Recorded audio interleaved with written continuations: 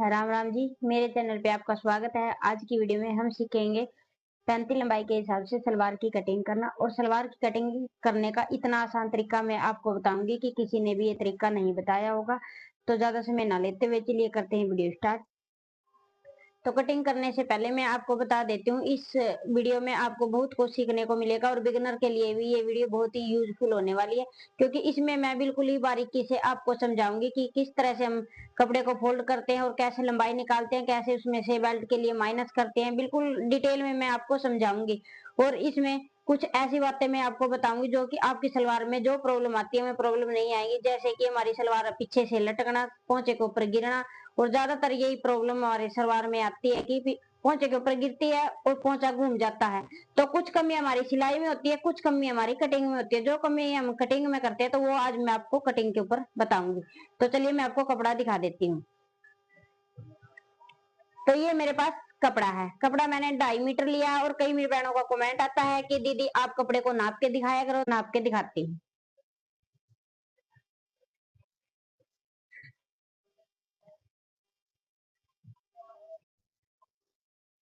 कपड़ा ये मैंने 2 लेयर में ले लिया है इस तरह से। ये देखिए, जो ये अर्ज होता है हमारा इतना कपड़े का, किनारे की तरफ से मैं आपको नाप के दिखाऊंगी। तो एक तरफ से हम इंची टेप को रखेंगे। यहाँ पर ये देखिए, ये आया 38 इंच तक होता हमारा 1 मीटर। तो ये 2 मीटर कपड़ा हो गया क्योंकि डबल में लिया है। तो अब यहाँ से हम आगे की तरफ नापेंगे जितना हमारा बचा है। तो इस तरह से आगे बचा है 10 इंच। तो 10, और अगर हम इसको ओपन करेंगे तो 20 इंच आएगा। तो हमारा ये 2.5 मीटर पूरा कपड़ा है। तो 2.5 मीटर में मैं आपको सलवार कटिंग करना बताऊंगी। तो सबसे पहले हम तख्ते के लिए कपड़े को कैसे फोल्ड करेंगे, तो ये देख ले।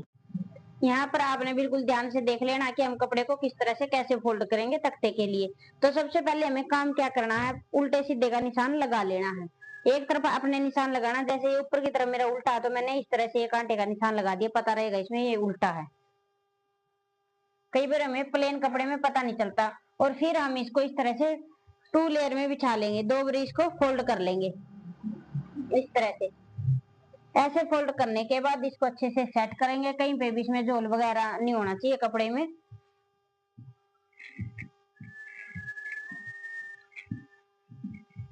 ऐसे करने के बाद इसको एक बार और हम फोल्ड कर लेंगे इस तरह।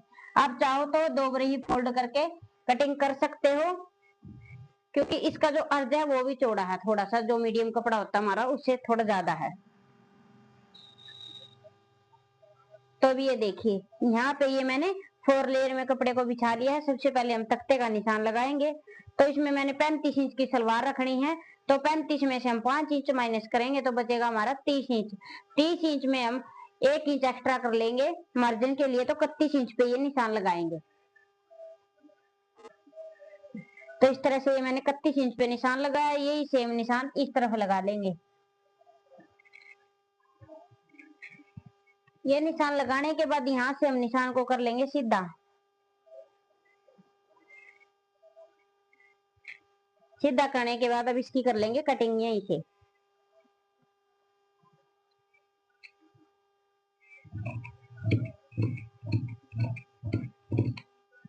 तो ये देखिए, ये कटिंग करने के बाद कपड़े को, तख्ते के कपड़े को एक साइड करेंगे। और नीचे का जो हमारा कपड़ा बचा उसको देख लेंगे एक बार खोल के कि हमारी इसमें खुली कलियां निकल जाएंगी। क्योंकि कपड़ा चेक करने के बाद ही हम तख्ते की कटाई उसी हिसाब से करेंगे। तो इसमें से कलियां आराम से निकल जाएंगी खुली डुल्ली।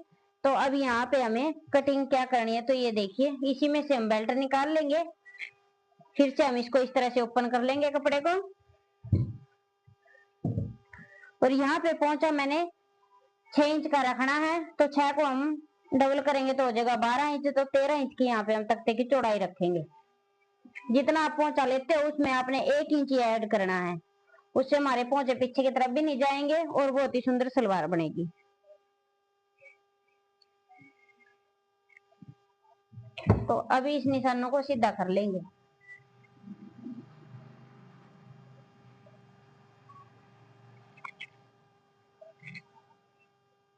यहाँ से इसकी कर लेंगे कटिंग।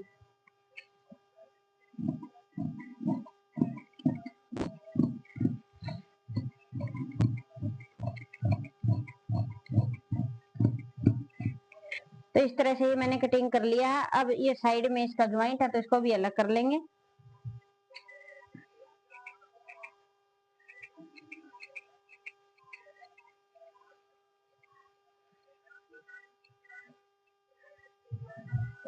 तो ये मैंने तख्ते की कटिंग कर ली है। अब जो ये साइड से कपड़ा बचा इसमें से हम बेल्ट निकाल लेंगे। तो सबसे पहले आपको कपड़ा देख लेना है कि आपका कपड़ा इक्वल है।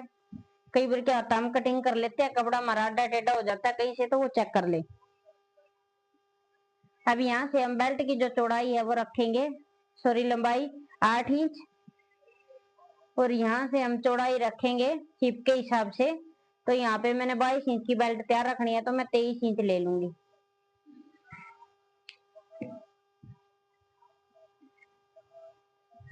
यहाँ पे भी लंबाई 8 इंच ही लेंगे इस तरह से। अब इन दोनों निशानों को ऐसे मिला देंगे। अब ये देखिए आपको ये निशान तिरछा नजर आ रहा होगा क्योंकि यहाँ पे ये कपड़ा जो नीचे वाला देखा है मैंने, ये ऊंचा नीचा है यहाँ से, तो ये शेप आप देख भी रहे होगे इस तरह से राउंड में है। तो इस तरह से ये मैंने निशान लगाया। आप भी कपड़े को अच्छी तरह से चेक कर ले और फिर निशान लगाया। अब इसकी कटिंग कर लेंगे।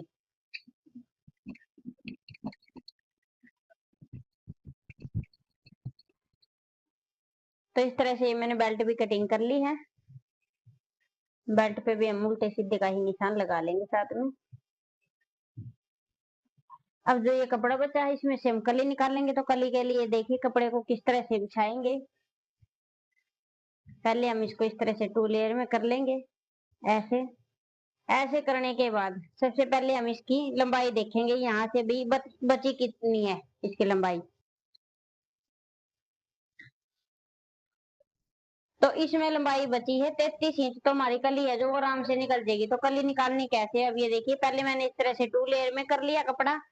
अब इसी कपड़े को इस तरह से हम 4 लेयर में करेंगे ऐसे।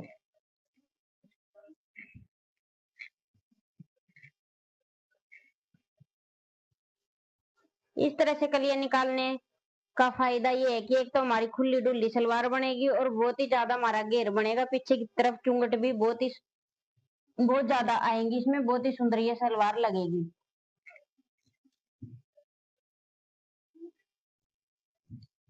अगर आपने भी ज्यादा ही चुंगटों वाली सलवार बनानी है तो आप कलियों को इस तरह से निकाल सकते हो।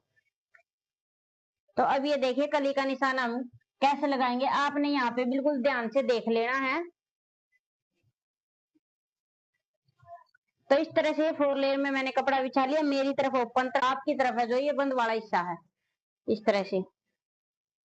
तो सबसे पहले हम लंबाई का निशान लगाएंगे जितनी हमें लंबाई तख्ते की रखी थी, 31 इंच। तो 31 इंच ही हम यहाँ पे निशान लगा लेंगे इस तरह से। और यहाँ पे लगाएंगे आगे की तरफ हम 1.5 इंच का निशान ऐसे। ये निशान लगाने के बाद अब ये बंद वाली तरफ से हम इसका सेंटर का निशान लगाएंगे। इस तरह से रखेंगे इंची टेप को, ऐसे रखेंगे और इसको इस तरह से फोल्ड करेंगे। इंची टेप के हाफ में यहाँ पे निशान लगा लेंगे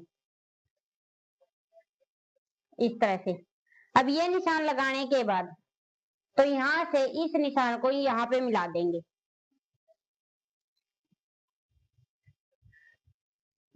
ऐसे।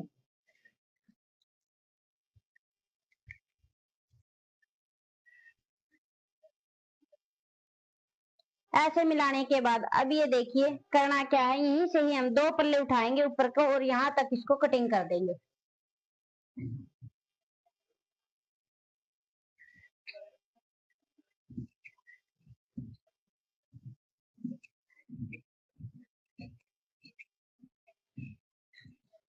और इस तरह से आप कलियां निकालोगे तो आपको ये भी नहीं रहेगा कि आसन कैसे निकाल ले, कम निकलता है या ज्यादा निकलता है। आसन निकालने का भी तरीका बहुत ही आसान है इस तरह से कलियां निकालोगे तो अब ये देखिए अब ये 2 कली हमारी कटिंग हो गई है। तो इन 2 कलियों को हम एक साइड कर देंगे इस तरह से। ऐसे करने के बाद फिर हम इस तरफ से अपनी 2 कलियों को और निशान लगाएंगे। तो यहाँ पे भी हम 31 इंच पे ही निशान लगाएंगे।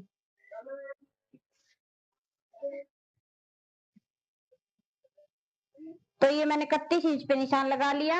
अब अंदर की तरफ फिर हम 1.5 इंच पे ही निशान लगाएंगे इस तरह से। अब इस निशान को फिर हम यहीं पे मिला देंगे।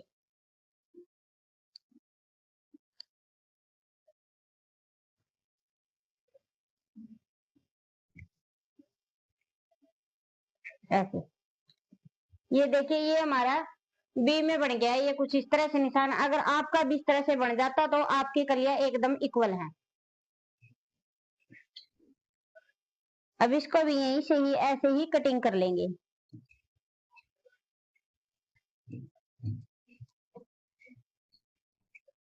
एक तो इस तरह से कलिया कटिंग करने का तरीका भी बहुत आसान है ये, और एक इस तरह से कलिया कटिंग करने से हमारी सलवार बहुत ही खुली डुली बनती है। पीछे से जो चुंगट होती है वो बहुत ही ज्यादा आती है।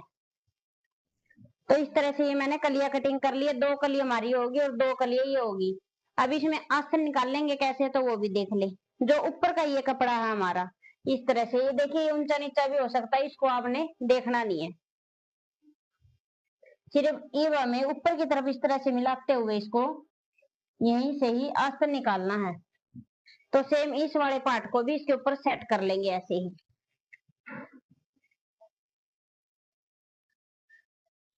अच्छे से मिला के यहाँ पे। और ये देखना कि आपने आसन कितना रखना है। जैसे मैं ये 35 इंच की सलवार की कटिंग कर रही हूँ, 35 इंच लंबाई सलवार में मैं रखूंगी यहाँ पे 9 इंच का आसन। आपकी भी इतनी लंबाई है, जैसे 33 से लेके 35 36 तक, तो आप 9 इंच का आसन रख सकते हो। उससे ज्यादा तो 9.5 का रख ले। अब यहाँ पे हम इसको कटिंग कर लेंगे। ये हमारा आसन हो गया है।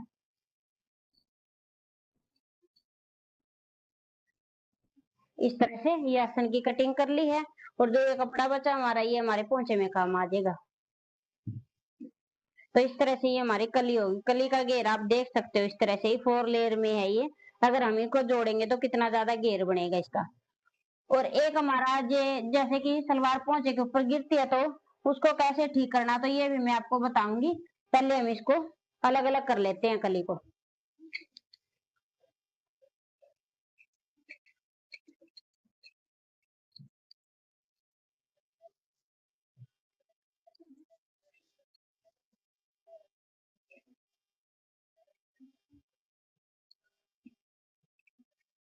तो इस तरह से ये मैंने चारों कली इक्वल कर ली है। इस तरह से करने के बाद अब ये देखिए, अगर हमारी सलवार पोंचे के ऊपर गिरती है तो वो क्या करना है, हमें तख्ते ले लेने हैं इस तरह से, और तख्तों को वैसे ही हमें 4 लेयर में फोल्ड कर लेना है